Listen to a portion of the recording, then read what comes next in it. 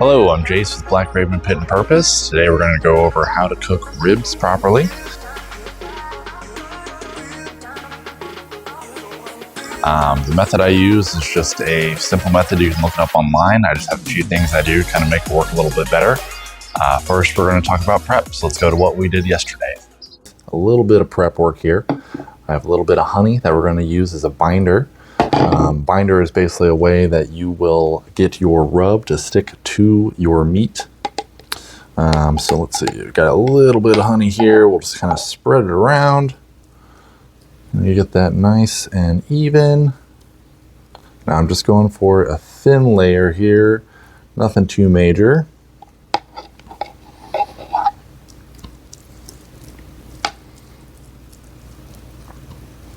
Just be sure and get that nice and even, cover all the parts.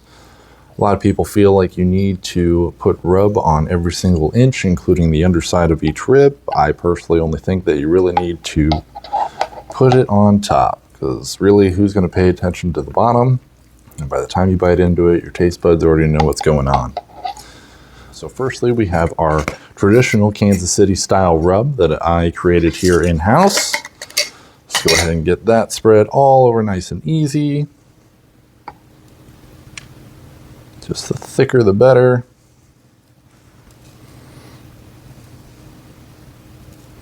That's looking good. Next we have our coffee and black pepper rub. We call this our black brew dust. We'll get that spread on there nice and thick. Oh, these are already smelling great. Now, normally I would be wearing gloves for this part, but I forgot to buy any, so we're just going to go ahead and dig in. Be sure and just spread that out as much as you can. That honey that we put on is really going to stick well, and it's going to add a nice sweet flavor to kind of balance out these two slightly spicy rubs. All right, we'll move around this guy here.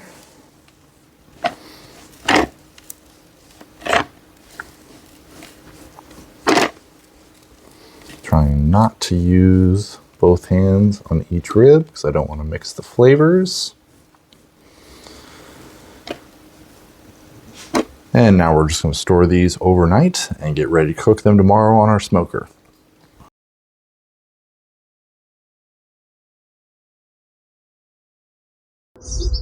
Okay, so now that your ribs have been sitting in the fridge for 24 hours to kind of let that rub sink in, what we're going to do next is get a small cooking pan, sort of like this. It's just something cheap that I got at Walmart. We're going to open up our smoker, which is now set at 225 degrees. I use an electric smoker, so it's pretty easy to just kind of dial that in. Now in our pan, we're going to add in a good amount of onion powder.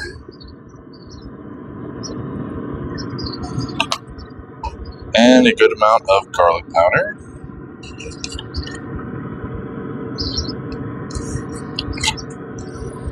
Just to give you an idea of how much we're looking at here, it's about that much. Next, we're just going to take some water. Now, having this pan full of water while we're doing the cook will actually help keep our proteins kind of moisturized and make sure they don't get over dried or anything like that. This is just like a good way to kind of fight off, dry meat. No one wants dry meat. Okay, so we'll put plenty of water in here.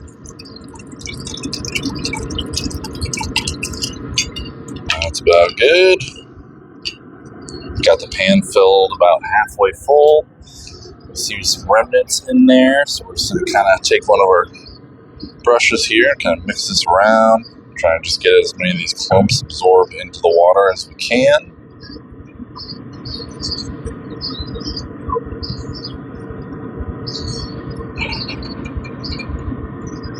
Okay, and having that garlic and onion powder in there is actually going to help add some flavor as well, so it's just kind of a good additive. You can use anything you want. Like I've known people that just use apple juice, or they'll do like pepper and onions, or pretty much you can mix and match, kind of tailor to your flavors, what you like. Just slide that pan in here, make sure that gets right in the middle of the grill. Next, we're going to unwrap our ribs.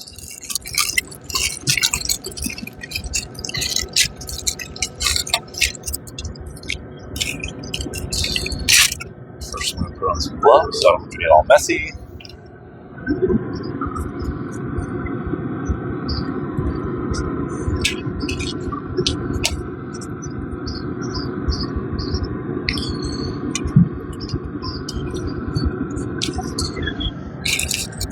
Okay.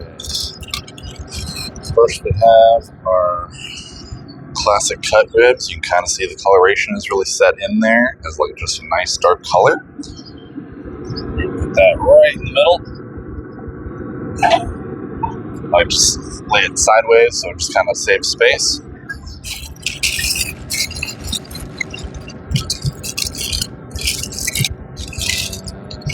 Next we have our black brew dust ribs. You see this color ended up being super dark. That's exactly what we're looking for there. So again, put it right in the middle of the smoker. Take these gloves off.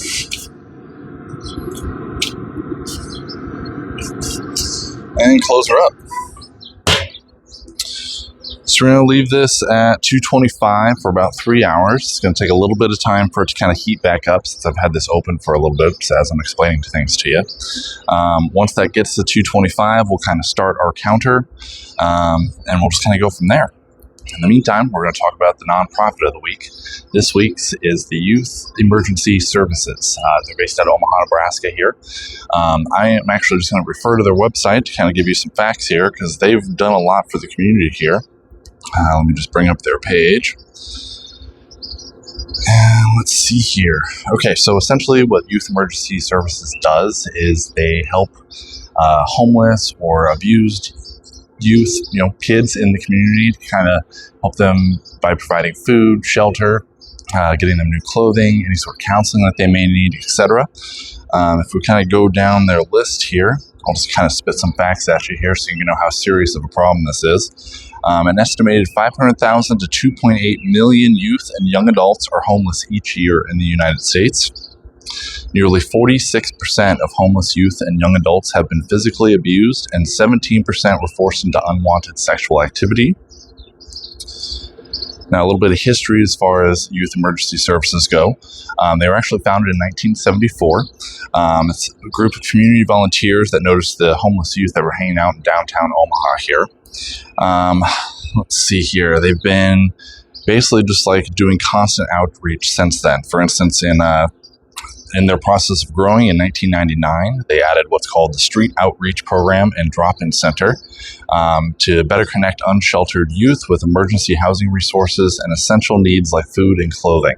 So this was like a big initiative for them, really got them on the map, being able to just like help the local community, the youth obviously, but be able to provide just the bare necessity needs that they needed.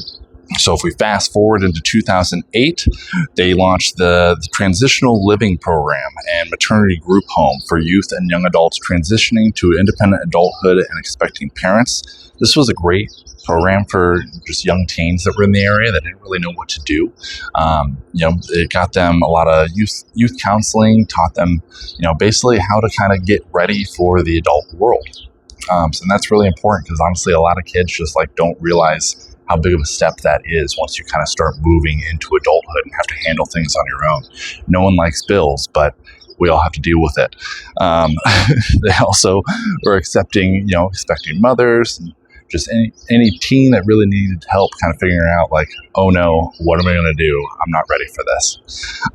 Looking forward into 2019, they started a rapid rehousing program with the goal of providing low barrier solutions to help young adults quickly access housing and shelter. So this, again, really important. Just being able to have a roof over your head is almost essential for human life, if not is 100% essential for human life. Some of these kids, if they didn't have anywhere to go, they'd just be running around the streets, forced into the elements. Now, here in Omaha, Nebraska, our winters are extreme.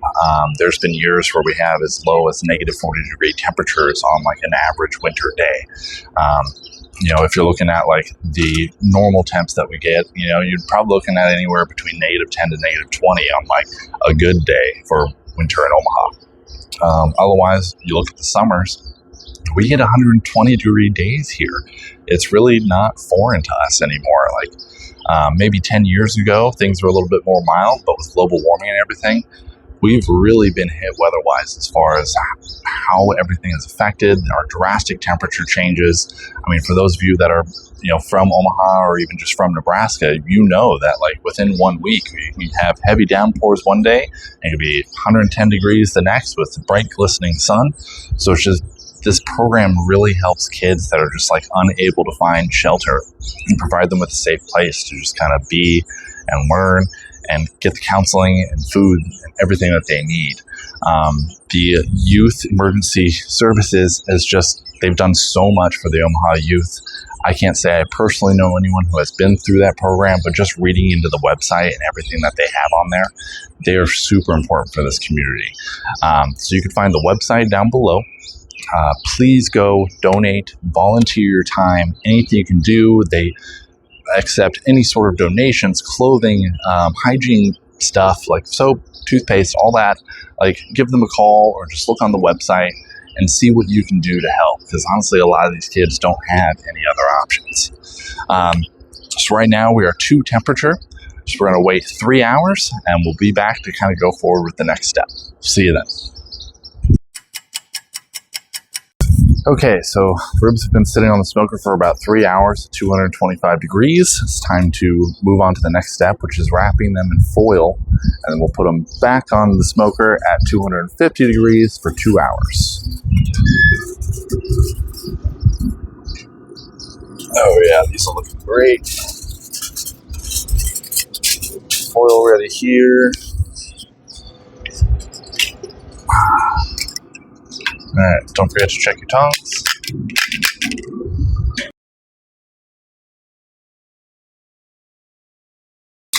You want to pack this foil as tightly around as you can. Try not to make any holes in it if you can help that. Just like that. And we just throw them back on.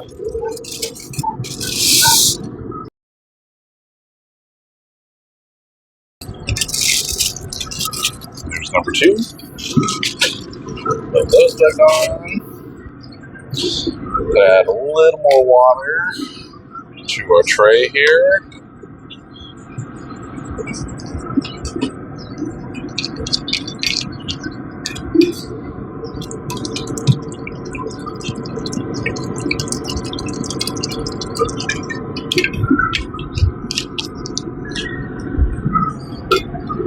Move that back to the middle.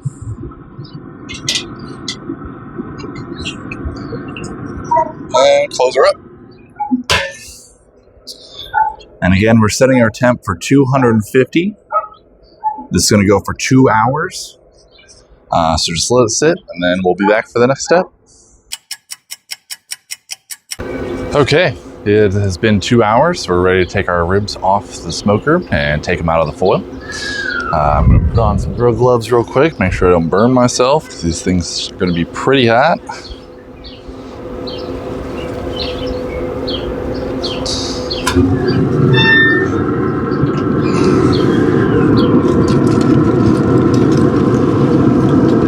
I can already feel these are really tender.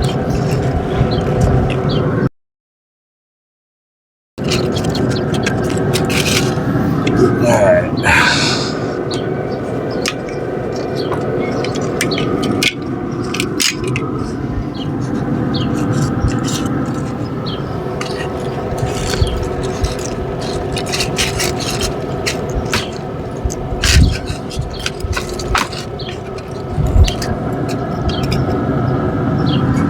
Back on. We're pretty close to just falling apart on me here, so just be kind of careful when you do it. Open up this next one. These should be almost falling apart in your hands, so again, just be kind of careful picking them up. There's easily a chance that by doing this will just make them fall apart.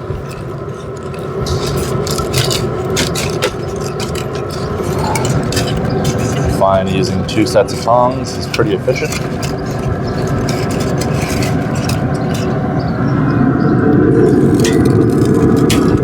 Okay. Now we're going to leave these going at 250 degrees. Now is also the best time to be adding our sauce. Throw these over here. Oh, still need one.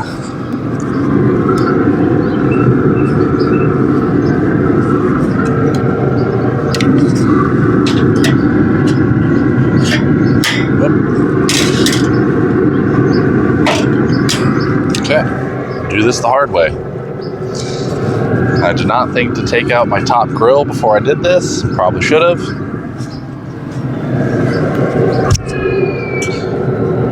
Alright, so first we have our standard classic barbecue sauce.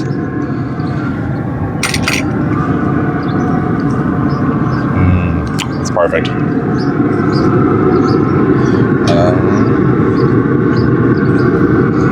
So to coat these, nice even layer.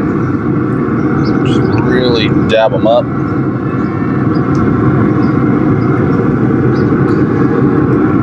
And you almost want to cover the entire thing because all this barbecue sauce is just going to kind of harden and kind of cook into the meat. So there's no such thing as too much. Just get every piece of it that I can.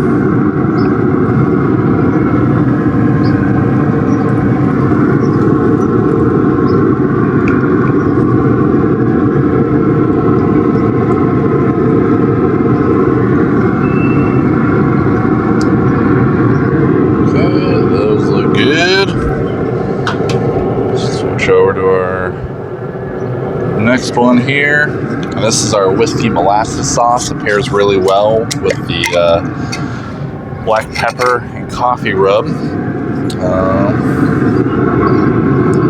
Again, just want to kind of get it on there thick. Don't worry about being messy or not, it just doesn't really matter at this point. You know what? We're gonna pull this top shelf out because I don't think I'm gonna be able to reach this. Alright, that's much better.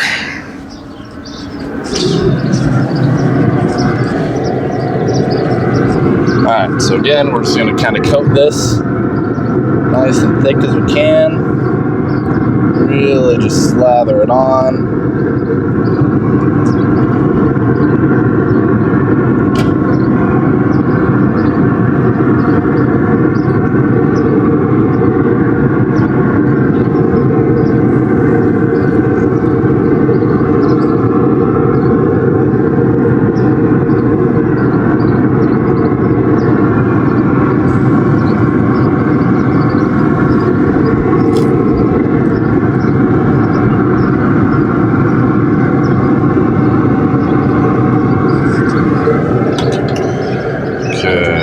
Starting to look pretty good. I'll show you guys what we're looking at here. So again, just really caking that stuff on. The thicker the better.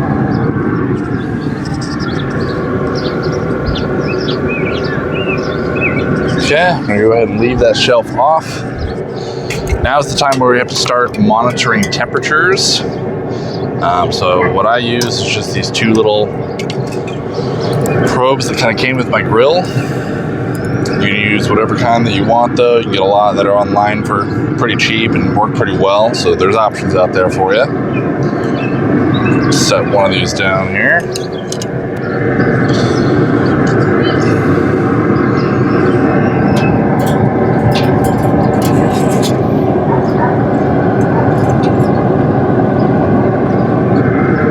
You want to find a nice nice thick spot with just meat. You don't want to be monitoring the bone temp, so you might have to poke around a little bit.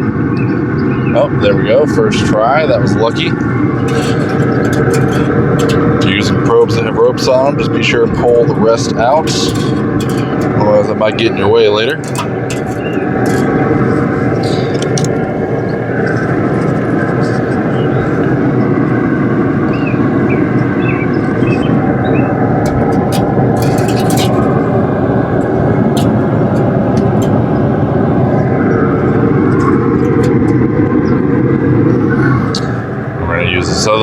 to monitor the temp on this filet that my sister's having me make for her. She is not a big rib fan, but that's all right.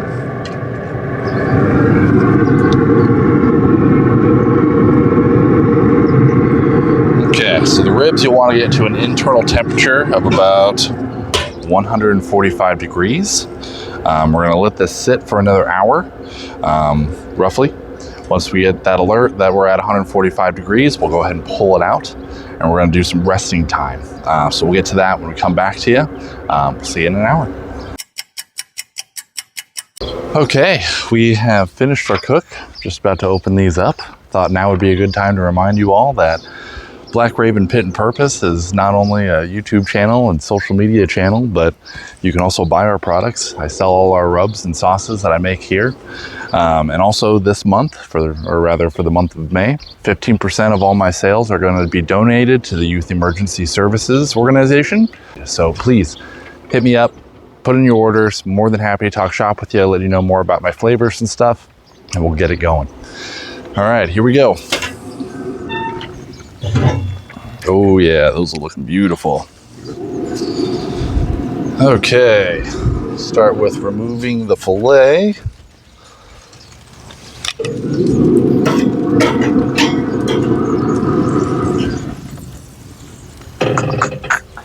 Oh, that'll work. All right, so that turned out pretty nicely.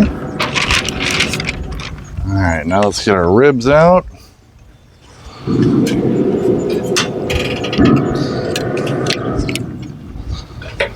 I'm going to do this as carefully as possible.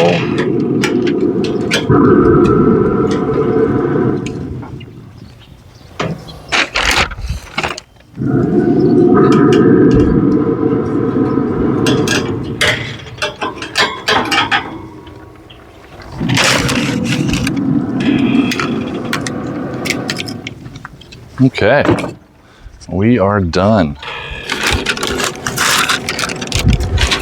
Cover these with a little bit of butcher paper to kind of finish them up, but they look great. Can't wait to try them. They are literally falling apart. Like as I picked them up, they started breaking apart. So I know we're perfect because the bones are falling right out. Anyways, thanks for watching. Don't forget to check out Youth Emergency Services and donate. And also again, 15% of all our profits this month are going to go to them. So thanks for watching.